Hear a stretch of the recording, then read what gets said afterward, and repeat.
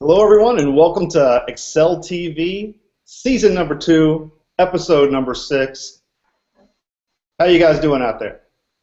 What's up, cowboy? Hey, Rick.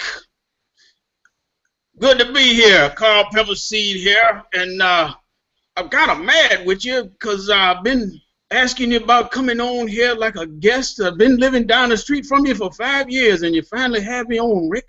So, glad to be here. I'm kind of mad with you, too. All right, Jordan. Well, as usual, I can't follow that up with anything interesting, but this is Jordan in rainy Dayton, Ohio, not Carl Pepperseed. How about you, Rick? Well, hello, Rick Rantham, rickrantham.com, also of Excel.tv, coming to you from Northeast Florida, or just right down the street from Carl Pepperseed. Tonight, it's brought to you by the World Map and Water. When last night's party makes your liver say, "Good Lordy!" Good Lord. What? Go get yourself. You know about that. How you doing there, Jordan? How you doing with jobs? I'm great. Well, the water company paid a lot of money for that. We made out very well with that product placement of bottled water. Okay, so let's jump to the challenge. Now, we didn't really have a whole lot of feedback on the challenge, and maybe it's because the question wasn't very good. I suppose whoever writes those questions, whoever that guy is, ought to take responsibility for it. So whoever you are, you should take responsibility for it. So let's just jump to that question, written by me or somebody else. The question was, I am a worksheet function that sounds like a number but returns a date. What function am I? Now, part of the problem is I said here it returns a date. Now, what I really should have said is returns a value that can be used in a date or used for a time, because the answer was second. So second will return, it'll take in a date value and return, I believe, the seconds. So that's what I was looking for. Unfortunately, we didn't really have a whole lot of answers to that. Nobody really got close to that, and maybe that was because the question wasn't very good. But I promise this next episode's question is going to be great. And here it is. Before they were called Excel tables, what name did they go by? And yes, I did end that sentence with a preposition. But who's counting? So that is this week's question, or this episode's question. If you think you know the answer, go ahead and, just go to our blog and post it. Nothing fancy this time. You can send us an email. You can tweet us. You can tell Oz if you find him wherever the heck he is. I'm not really sure. But if you can find him. In fact, that's what you should do. Find Oz, write the answer on his back, and mail it to us, to our headquarters, which we probably don't have yet. So that was this. Got a pretty small back. That's right. Yeah, that was this episode's question. And I'm gonna send it back to you, Rick. Sounds great. So I got to tell you, Carl, it's been a long time. First of all, our special this week from just right down the street here in Northeast Florida, Carl Pepperseed. Carl, it's so good to have you here. We've had you on the show a few times as kind of a special reporter, giving us updates on news. So, first question, Carl, where have you been? Rick, I was supposed to have been in my loft with you in New York, but I got in some trouble. There's yeah, say that one more time. Yeah, Lordy. Down here in Florida, they just gone crazy with Excel, and they started having these underground gambling dens with Excel. And I got caught up in a raid, and I was in jail during my loft. They made an example of me. But they got to this challenge. Can you take these 3,000 rows of data and distill it down to the unique list of items? And they were sure this one fella couldn't do it. He had a kind of a cock eye, and they didn't think he could do it. But when his hand moved, I knew, he's going to advanced filter. I said, run, there's a ringer. He tricked us. And somebody's gun went off and the police came. Nobody was hurt. But it's that kind of thing where, you know, with McAdoo chasing his woman down, got in trouble. Rhonda Jeffries got in trouble. They just don't know when to stop. Because technology can be a good thing. It can also take you into some dark places. Now, and I got caught in one of those dark places. Excuse me, young man. But I got caught up in one of those dark places. And so I'm kind of old, and I couldn't run too fast like the other fellas. You know, they locked me up, made an example of me. But I'm here now. The seedy underbelly of the spreadsheet world. So we're glad you made it out and you're here. Jordan, you have a comment? Yeah, should I raise my hand? I don't want to interrupt. No, I'm just sorry, sir. Okay, so is it true in prison that they still use Excel 2003? Just wanted to see. I think that is cruel and unusual punishment, personally. Well, in prison you have people smuggling Excel 2013 in, and I'm not going to get into how they do it. No, this is a family show. Yes, it is, and my family is watching. So I'm gonna keep it nice, and they smuggle it in. They get it. They've made some what do you call those things? Data models. Yeah, they made some data models. They're trying to figure out, okay, this is the time left, and if I do this, I'm likely to get that, and they got the lookup grid of how much more time they might get, and they're trying to make data models out of whether it's worth it to steal somebody's cigarettes. I hear there's a lot of Quattro Pro, a lot of Lotus 123 in prison, a lot of open source stuff, a lot of people telling you fake stuff. Those open source people are the worst. Yeah, they're there, and they are the worst. Mayhem, capital M. So tell me, how did you get into the Excel world? So we've had you here a few times where you brought us up to speed on what was happening with Rhonda Jeffries and kind of been a roaming reporter for us in the Excel world. How did you get involved in spreadsheets before you visited the seedy underbelly? Now, Rick, that's not funny. You're making fun of me now. Come on now. I'm old, but I can come down there. I can come down the street. You're gonna make me okay. Well, you know, I really am not an Excel expert. You know, I have been around Excel a lot, and I've just been around enough people that get themselves into trouble. You know, with Rhonda Jeffries, realizing that you can change the extension, the XLSX extension, to zip and unzip of Excel file and see who was the last editor. You can see a lot of things in there. And she got to probing and snooping and looking. Got herself fired from a job, got in a fight. But I've just been around enough people who have used technology and gone too far with it. There was this woman that got herself into trouble. Her husband was getting on her nerves. He kept coughing. And she was telling him about his diet, and he kept coughing.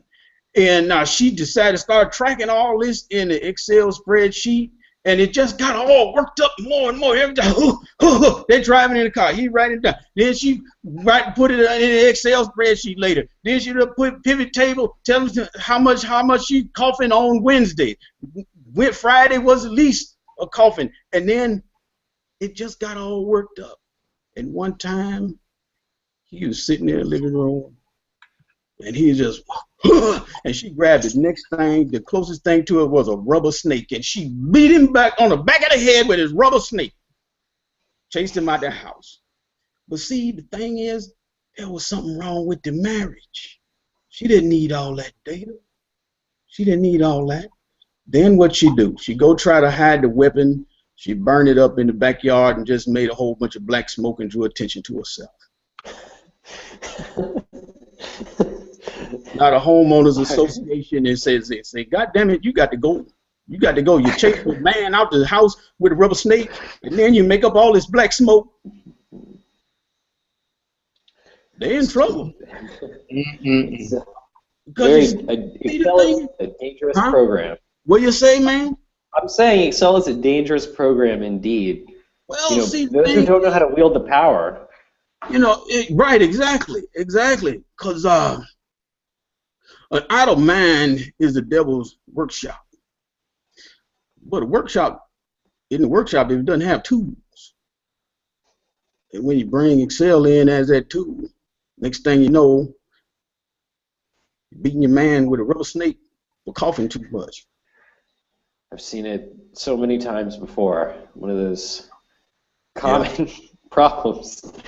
With great data comes great responsibility. Responsibility, young man. Yes, you got that right. Responsibility. Bad data is always kind of the first sign of a bigger problem in the relationship. Because see, you're trying to prove something. When you start collecting data, you're trying to prove something. And you tend to be proving the wrong thing. The neighborhood busybody sitting in the living room window, marking down everything and trying to figure out who's having an affair and who's going out in the middle of the night and everything, running spreadsheets. Imagine if Gladys Kravitz from Bewitched had Excel. It would have been a good thing. Abner really would have been crazy. That is true. Because that's going beyond standard deviation. That's just plain bonkers. That takes me back, and but it takes me to the back of a book here recently. I'll bring this up here. So I got this book in the mail. Of course, this was written by Oz du Soleil, Guerrilla Data Analysis using Microsoft Excel. So, and I go to the back cover, and not only is there a picture of Oz there, but I see a quote down here. I'll kind of get it close down there from Carl Pepperseed, Excel Raconteur. And I see a quote there. Could you tell me a little bit about that quote on the back of the book and your relationship with Oz? I just know Oz. I just like the guy. He can be kind of onerous sometimes. I guess maybe I saw a little of myself in him. Want to kind of get him to calm down a little bit, So I kind of am trying to, everything is going to be all right, as Bob Marley said, So, but I liked what he was doing. And when I looked at the book, I said, oh, I'll be goddamn it. Just more problems. More Excel, more problems. More problems if you're not sure you want the answers to what you're going to see. If you go into your lover's PayPal records and merge them with bank records and merge them with phone records and create your data model and try to see what's what, you got to ask some questions. You don't go snooping around and doing these kind of things, slipping around in the dark. I've been in the dark, and look what happened to me. Isn't that what guerrilla analysis is? Isn't that like guerrilla warfare? Guerrilla data? I mean, is that not? Guerrilla data analysis. No, that's sedition is what that's called. That's called sedition. No, guerrilla data analysis is when you haven't got the professional skills and the professional tools, but you got to make something happen. And you might have to make it happen, in some ramshackle kind of way, but you get it done, and you get it done responsibly and accurately.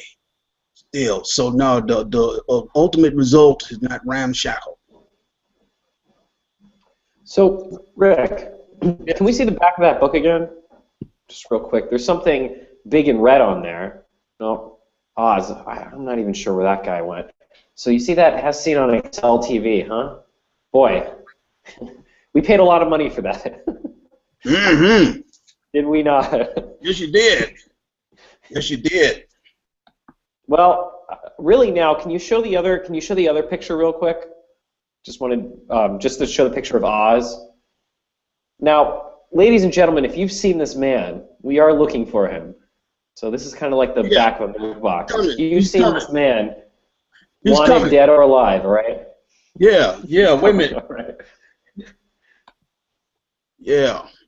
Well, anyway, understand that Oz will be here. So All right. I got to go lay down, and I got to charge my ankle thing here, cause ankle bracelet. Yeah, see, that's what happens. That's what happens. Let Uncle Carl Pepperseed be an example of what happens when technology is gonna run amok. You wind up in a gambling den where people are gambling on Excel tricks, and you wind up an old man with an ankle bracelet. What a life. Jordan, can you give us a Yeah. Thank you. All right. Well, thank you, Rick. Thank you for doing this, Carl. If you can bring my lawnmower back, I'd appreciate it. I will get that after I charge my ankle bracelet. Okay, we'll do. And hey, it's nice talking to you, and you're always welcome on the show. All right. Thank you there, Carl. Yeah. For the next segment of our show, we're going to push this over to Jordan to talk about this week's topic. Sure. So this is something, if you've worked in the real world, as most of us have, that you've dealt with before, and that is picking up someone else's spreadsheet and also picking up somebody else's work. So let's say you come in on a project, you come in later, it's transitioning to you, so you got to start not from scratch, but from someone else's work. So the real topic really forms two questions. Is first of all, how do you, one, get started doing that? How do you get started working with someone else's work? Two, how do you make it so that the next person who takes your work is going to know what you did? So we're going to put that to the panel and figure out if we can't come up with some ideas for that. Yeah. Okay. Oh, hey, Oz, how are you? Hey, all right. Thanks to your neighbor while I had to go to the bathroom. So thanks to your neighbor Carl for. All right. Sitting in, definitely. So, would you mind posing the question again, quickly, Jordan? Sure, absolutely. Just so our good friend Oz can hear it. So, okay. So the question is this, because working out in the real world, we always have to pick up someone else's spreadsheet. So what can we do getting someone else's work to get started, to really dig into the model and figure out what's going on? And let's say sometimes they're there, you can ask them questions, sometimes they're not. And the second part of this is what can we do as developers to make sure that the person who takes over our work, doesn't have to deal with what we have to deal with. It's easier for them to pick up. Everyone wants to program their way. Everyone wants to program for themselves. What can we do to really make it easier for others to do? So I'm tossing that to the panel. Rick, I think you had something in your head you were going to say. Actually, this is near and dear to me because it's something I've struggled with for the last 3 or 4 weeks. Where I've been building a I inherited someone's dashboard, right? A dashboard that was built on a tool that was built on top of Excel, right? Mm-hmm. So all of the logic and all the data connections are built into Excel. And with this, the person was just no longer there, and so I was brought in to handle defects. So this is going through user acceptance testing and all that sort of stuff, and they were finding defects, and I was brought in to kind of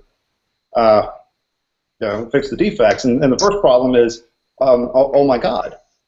First off, I don't even know what this guy did. He's not around anymore. There's a little bit of color coding, but you got to figure out what the color codes mean, and logic is kind of all over the place. You don't have a clear idea of what's feeding the dashboard versus what's an input versus an output, where the calculations are, etc. So, for me, the first thing is getting to where the output is. And I always start at the very end if I'm trying to re-engineer someone's spreadsheet or trying to re-engineer anything for the most part. Start with the output, and then from the output, kind of work your way back. Now that can be difficult, right? Because let's back up just a little bit. Actually, it's much easier that way, in my opinion. You have the output, and then the output is usually where a lot of the calculations are. You get an idea of where the references are and all that sort of stuff. So for me, I usually work back that way. But the solution is clean data, or trying to put some sort of a structure in place. And tables is certainly very good for that, putting some sort of a structure in place. I know Oz likes that quite a bit. And for me, color coding helps quite a bit as well, of what's an output, what's an input. And even if you can put all of your outputs on one page, all of your inputs on one page, that's certainly, and have a certain place for your calculations, that's good as well. Also, notes. For me, any sort of notes you can put in the spreadsheet, even within the cell, say this calculation here is to do X, Y, or Z. For me, that helps out a lot. How about you, Mr. Dirty Data, Mr. Oz? Well, first thing, don't panic. Don't panic. Just take a deep breath. Deal with it. I've done this a lot, and I think that's the first thing. Instead of opening it up and spending a whole lot of time chasing this and chasing that, because even when you can do the precedents, those arrows there, they still might not mean anything, because they might not be the end of it. It might go on to other workbooks or other worksheets. So the first thing has been don't panic, and I'm also learning to ask a lot of questions first before I go digging in and spending my time trying to see what I can figure out on my own. And where my Excel skill really picked up was when I inherited a complex spreadsheet, and I had to sit and try to figure out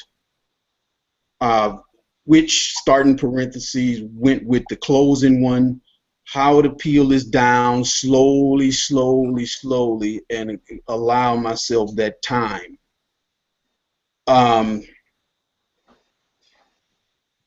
And fortunately, in that situation, there were a lot of spreadsheets, but they were consistent.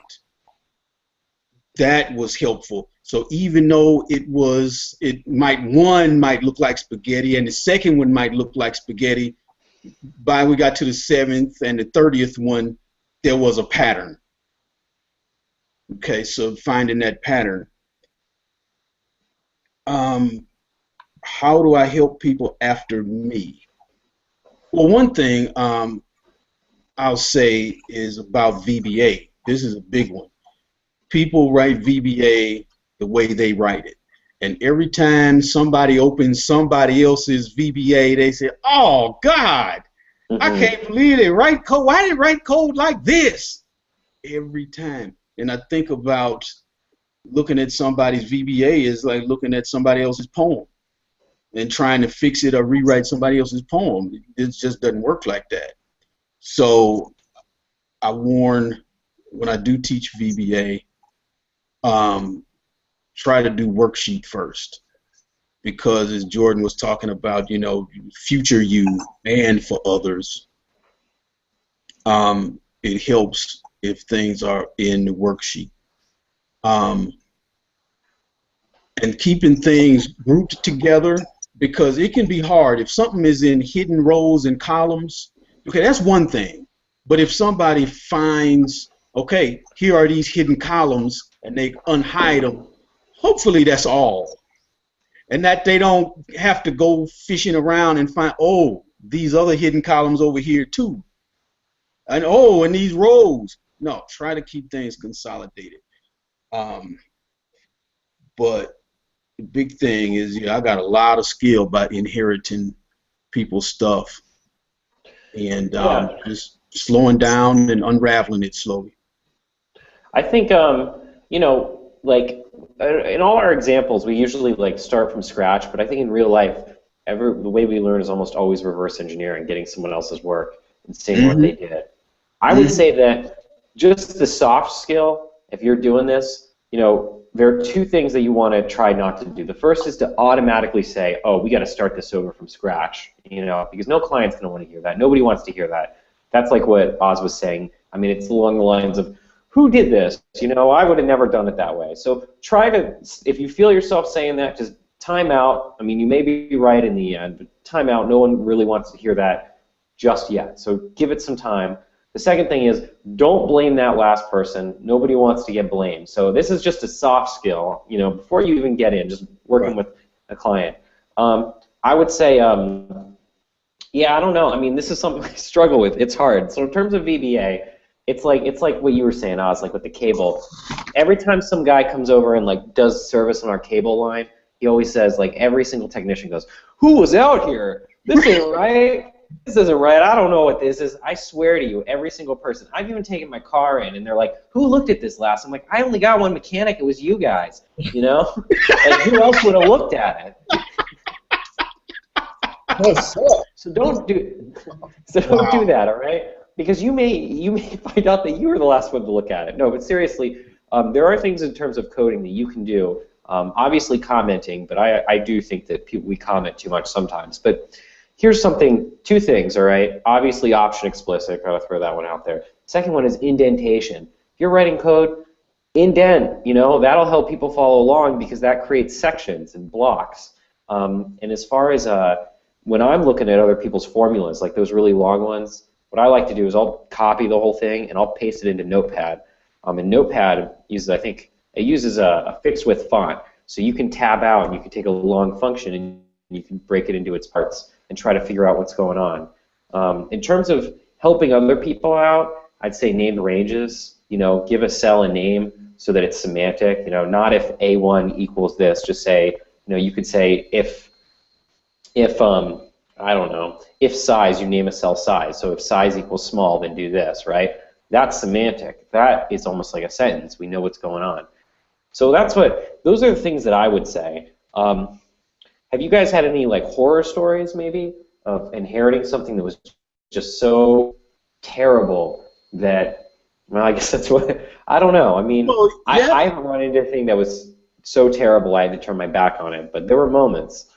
There was one, yeah, there was just VLOOKUPs galore. It was, I mean, but see, we're talking maybe hundreds of thousands. And there were times when the spreadsheet wouldn't even open, and the client kept saying, well, can't you just write a macro? Well, that was a situation where Excel really wasn't the tool. Because it was so much data and it was so dynamic.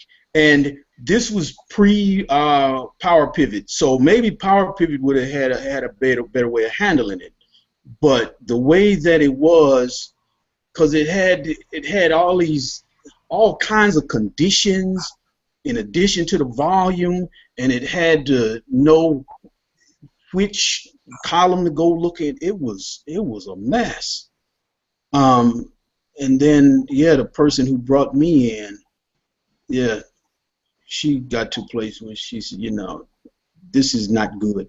And not so much the spreadsheet, but the demand that you are going to make it work. Just write a macro. Yeah. Yeah.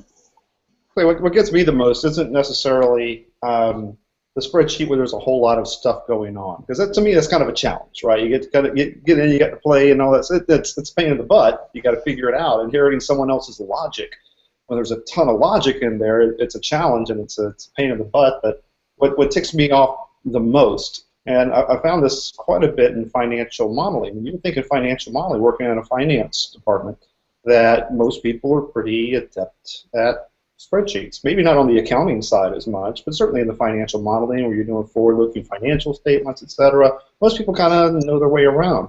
And probably the most frustrating thing is whenever you walk into that sort of a situation where people are running pricing models for potentially $10 to $100 million deals. I mean, big stuff, right?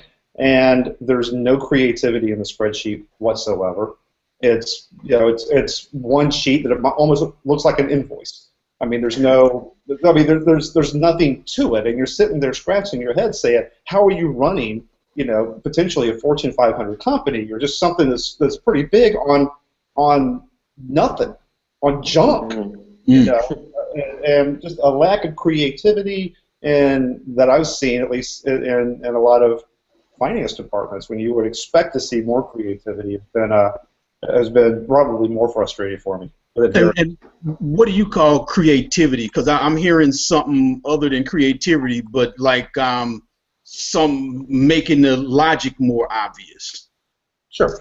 Okay, so let's say, just as an example, that you're going to you're doing salary arbitrage, right? And we're just getting into a little bit of financial modeling here. Let's say you're doing salary arbitrage to where you're going to take over some work, and by salary arbitrage I mean you're going to do some of the work in India, you're going to do some of the work in Canada, you can do some of the work in different places, right? And the benefit that you're getting is the arbitrage is different salaries in different places, and the benefit that you would get from that, right? So there's a few things involved in that. First off, there's hedging, right? So if you have your revenue in one currency, right, and you have all of your expenses in another currency, right, then you run the risk of fluctuations in exchange rates, just as an example, right? So what some people will do is they'll do natural hedging, and they'll say, okay, well, I'm going to have as much of my expenses lined up into the country that I have, the revenue in, and so they'll do some of that sort of stuff. So global companies can get away with that. But so many people do things like that, very one-off. And here's what I'll mean. They'll put a big pricing model together to take over some work, and they'll have year after year of here's what we expect the income statement to look like year 1, year 2, year 3, net present value, internal rate of return, all of the calculations, everything kind of done, knowing darn well that whenever they walk into the executive's office, the executive's going to say, well, what if we move 15 more people to India, and they're going to do what if? They're on the fly, right? They're going to say, what if we move 15 people to India, and we get a pricing benefit in Canada for opening up a call center there, and we do and they're going to have that stuff, then why aren't you building a model that is flexible enough to be able to handle that instead of constantly having to do one-offs? Constantly having to do, and so that's what I mean, just a lack of creativity, a lack of building in what-ifs, and giving the sort of flexibility that's required for something is going to happen over and over. And I see that a lot in finance departments until someone of some sort of, it's not even necessarily an Excel skill, it's someone who has pride in their work and tenacity to make something like that happen. Yeah, and this whole thing, this conversations recently, and a recent blog post of mine, and Jordan wrote about this as well, about what makes a good analyst is that kind of stuff. Because that math might not be very hard, but if you start thinking in the future, even the future as in tomorrow morning, I know somebody's going to want to change something and look at things, but when you just got this stuff is all over the place, no, it's not flexible. You got one view, and any other view is going to call for massive surgery. I'll tell you, that ticks me off more than inheriting someone's spreadsheet that is not color coded. Right.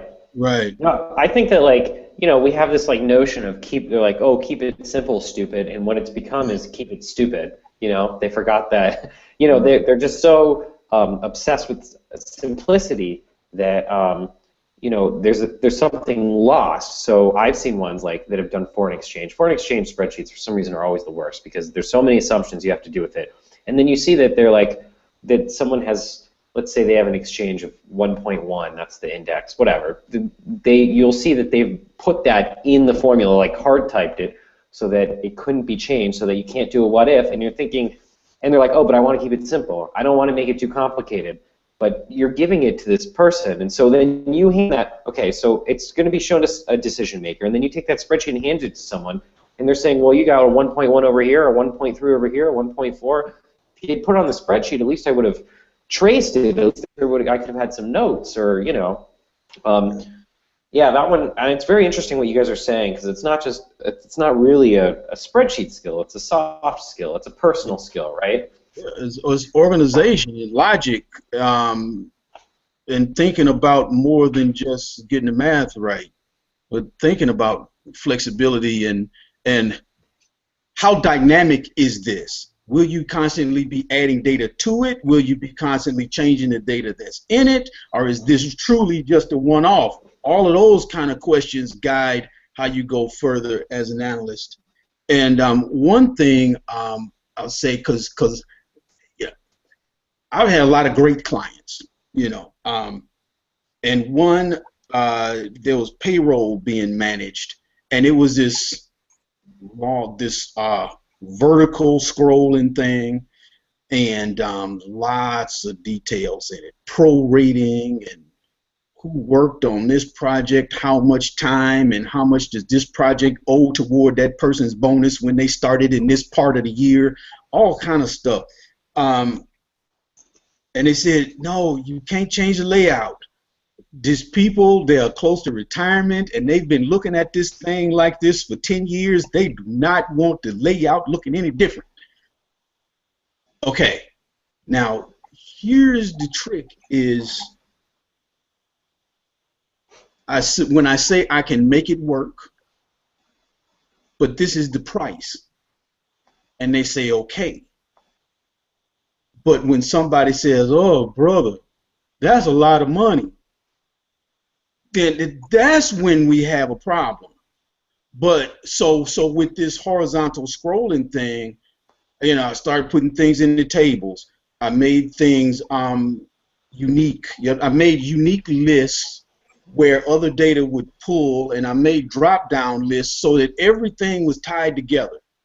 And then I tightened things up, just kind of stitched it all together with some VBA to where everything would update.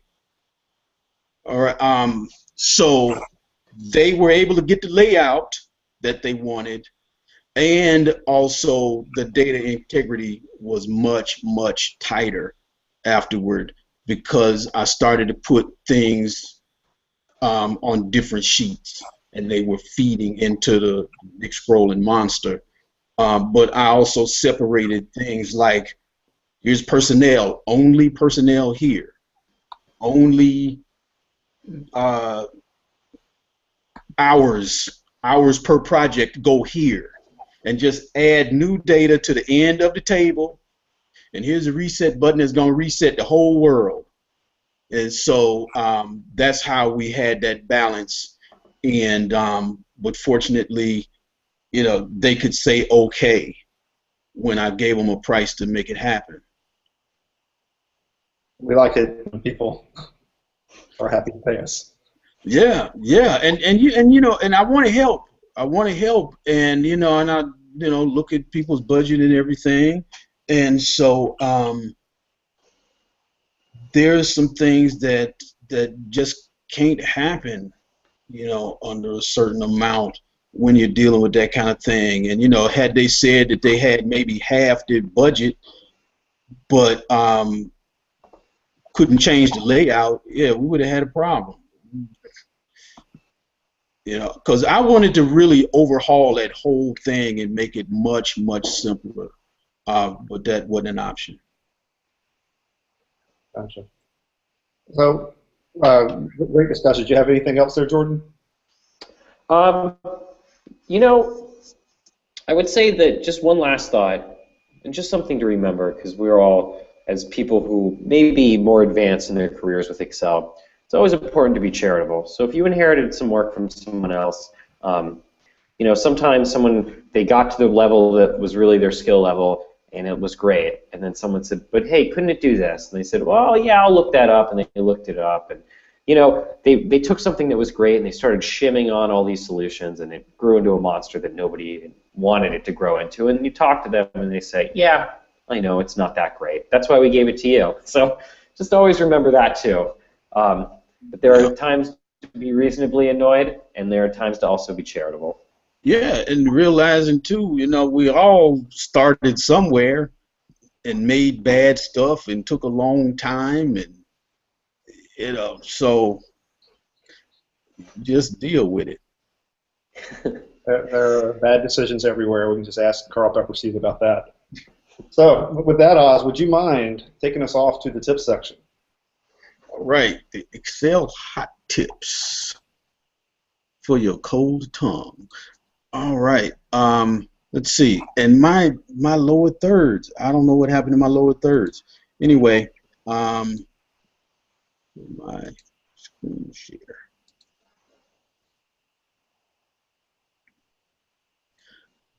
So I had a situation where we needed to be able to sort by the last name. So we're not seeing your screen, Oz. Oh, you're so, not? Oh. Yep. There we go. Okay. So we had to be able to sort by the last name. So we had to get Carson, Russell III, Davis Jr., Randolph PhD, Erdley Trust. We had to be able to dig these out. Okay. So I started thinking about Mike Gervin and that, okay, so it's going to be tough to think of every possible suffix, right? But we can take the data that we have and put the suffixes in and have Excel look those up. So I created a table here where we have junior, JR, second, third, and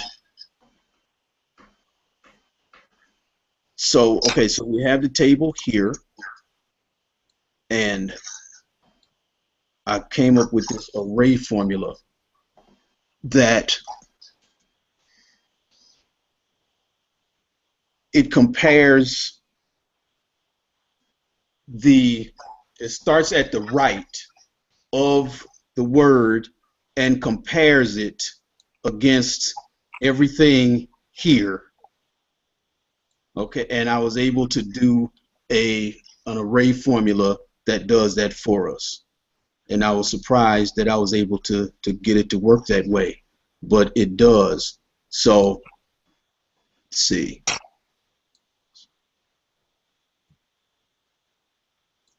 Let's look at this formula evaluator. So this looks at James Carson, and then it compares up in the table.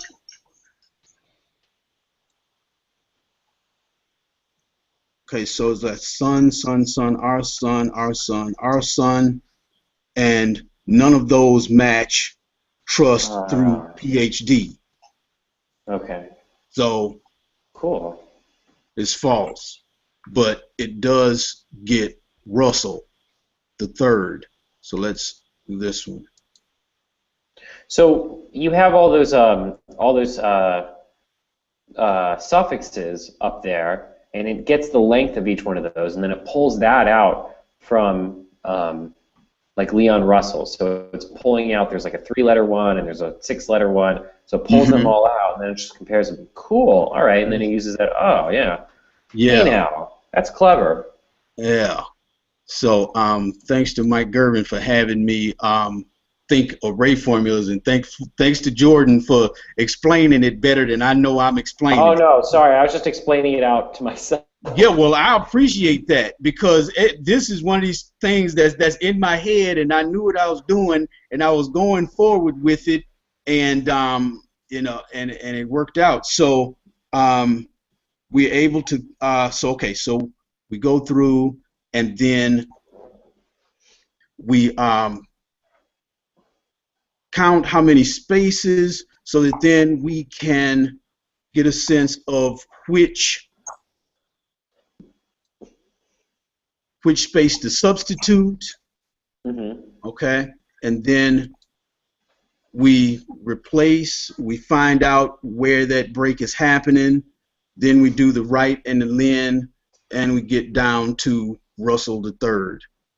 And so if we had, let's say,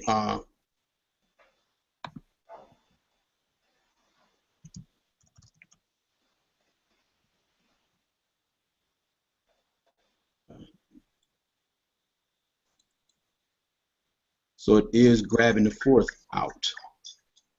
Cool. Yeah. Oh, no, that's wrong. That's wrong. Well, I don't think you had a fourth up. You didn't have a fourth up in the list. Right. There you Oh! go. It works. Yeah. The proof is in the pudding. Yeah.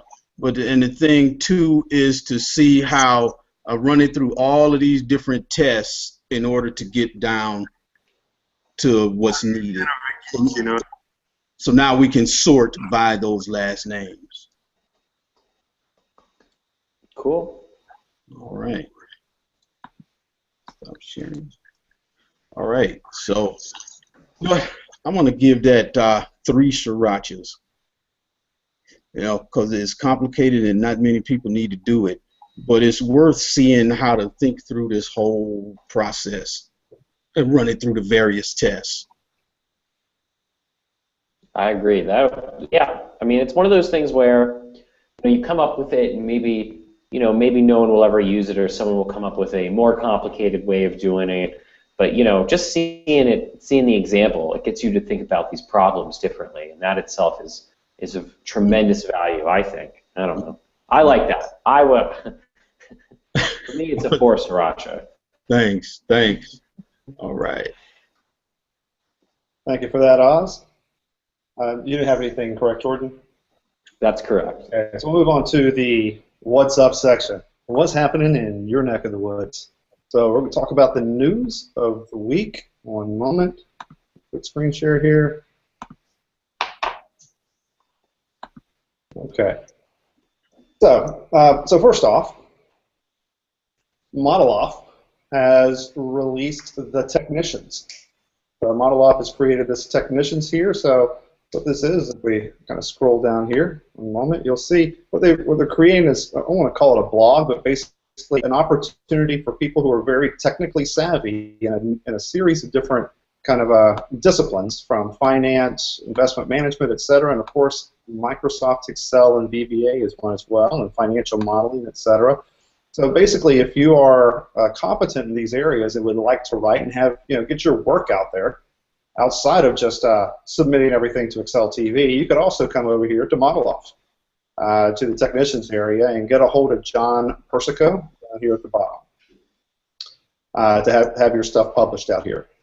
Secondly, I want to bring your attention to the past Business Analytics Conference. We're jumping on a plane here, and gosh, a week and a half, 2 weeks from today. Man. We're presenting in 2 weeks from today, so that'll be interesting. But I wanted to bring your attention to a part of here. If you come under speakers, there's something called the Acceleration Lounge, and in the Acceleration Lounge, you could speak to an Excel expert one-on-one. So Can Do, Rob Colley, etc. And you scroll down here, and basically, you want to talk to Chan Do? Well, you can sign up to talk to him for 45 minutes. Or Rob Colley, or Jordan Goldmeier. You want to sit down and chat with him a little bit, and it's not just that. I already booked that one. Yeah. There's you just keep on scrolling down here. There's lots of different times available. If you want to see Oz or Ken Pulse or any of these guys. So I'd encourage you to come over here if you're going to be at the past Business Analytics Conference. First off, say hello to us. We'd like to give you a high five and a cool, slightly used beer coolie. In addition to that, hey, you could also schedule some time over here. Next up, Good to see folks. definitely. Next up, I want to bring your attention to the Amsterdam Summit. This starts next week. So we had a session of videos that came out last week where we talked to Jean-Carl Pepperseed, who is one of the owners here of Top Excel Class, which does the summit. But this is going on next week, so we would encourage you to come out here and take a look at it. Again, this is at topexcelclass.com. So just come over here and take a look. So one more thing to bring to your attention. The last thing is just in relation to me. So I am I've spent pretty much the last year, along with Oz and Jordan, trying to get Excel TV to the point to where it kind of is now. So first off, thank you for all of you for supporting us. But what that means is over the last year, I really haven't developed any products or anything of that nature. So I'm in the process right now of developing another series of templates, a bundle of templates around sales and inventory. There'll be more news on that as we get further to launching that over the next few months. So please stay tuned for that. Jordan, you had something? Sure. So, so if you remember from last week, not last week, last episode that was several weeks ago, I'm now working with Ernst & Young, and I'm now going to Cleveland, Ohio. So our anticipated land date, I suppose, in Cleveland is going to be the first week of May. So if you are in Cleveland, if you're in the Cleveland area and you want to catch up, want to meet up, maybe we can get Rob Colley and Bill Jellin to come out. Bill Jellin won't be very far. So yeah, I'm going to be in the Cleveland area soon. So if you're there, let me know. We can meet up and we can, talk Excel. So it's a very big. You can no longer say that Chris Macro lives right down the street. No, yeah, it's true. It's true. I make it, but I had to say we talk Excel because for a second there it sounded desperate. I was like, we can meet, man. We can meet. We can hang out. It's like, wait, where am I going with this? So, but no, this is a big move for me. I've been in Dayton for the last decade, probably a few years longer than I anticipated, or maybe arguably wanted. But now we're going for our next big move. We're going to be in Ohio City. So if you know the Cleveland area, it's a really happening place. And that's where Excel TV is going to be, so for me at least. All right. Thank you. And you, Oz? I'm just relaxing and getting ready for the BAC conference. Looking forward to it. We had a great session with McInerney. That was beautiful, beautiful conversation. Not much else. The book started shipping, so that's exciting. And yeah, it's ready to talk about data preparation and data cleansing in Santa Clara, California. So Jordan, Oz, would you mind talking a little bit about the book and where people can find it? Oh, you can find it on Amazon.com right now, Guerrilla Data Analysis, 2nd edition. And it's going to be in Powell's bookstore here in Portland at some point. Right now it's on pre-order there.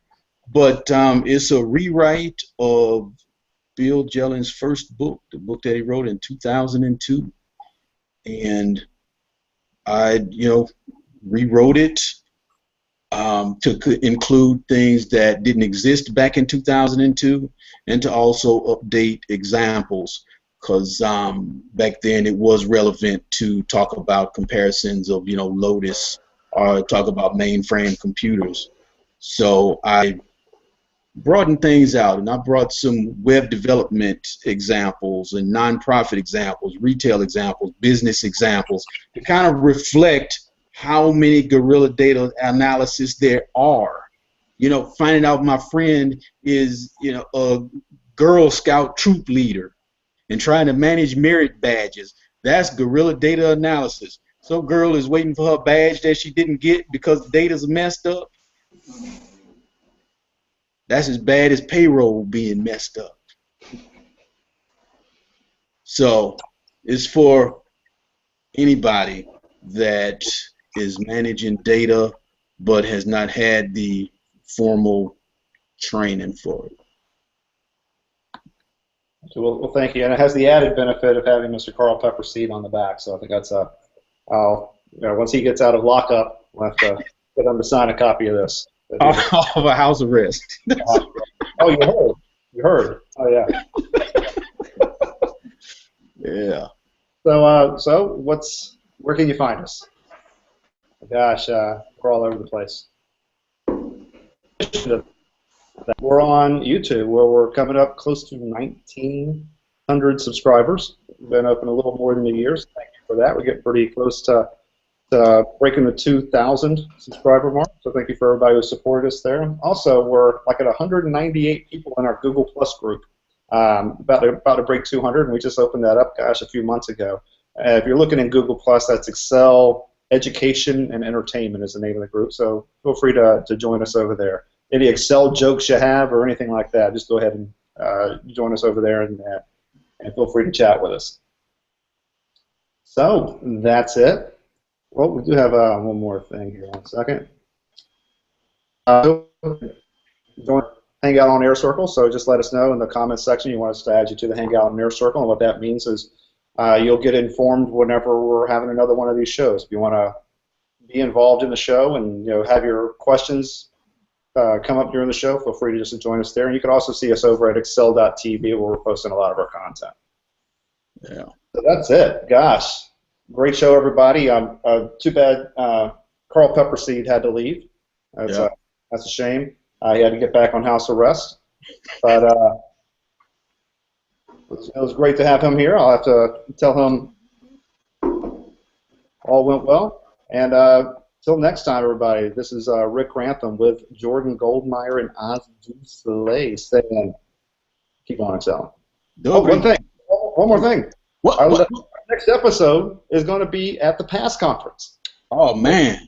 How did I not talk about that? Our next episode is going to be either one of two things. If they let us stream live, which there's some conversation going around, if we're able to do that or not. So if they let us stream live, we're going to. If not, then we may just jump in a hallway somewhere and just do our show, right there, I guess, side by side pretty much, and do the show right there. Maybe Bill Jellin will jump in the background, or Chandu will pop in screen and say hello, who knows. But we'll figure out some way to have an episode here in 2 weeks, and we'll be at the PASS conference, so feel free to join us. Yeah. Please do join us. So until then, we'll see you next time. Keep on excelling. Mm-hmm.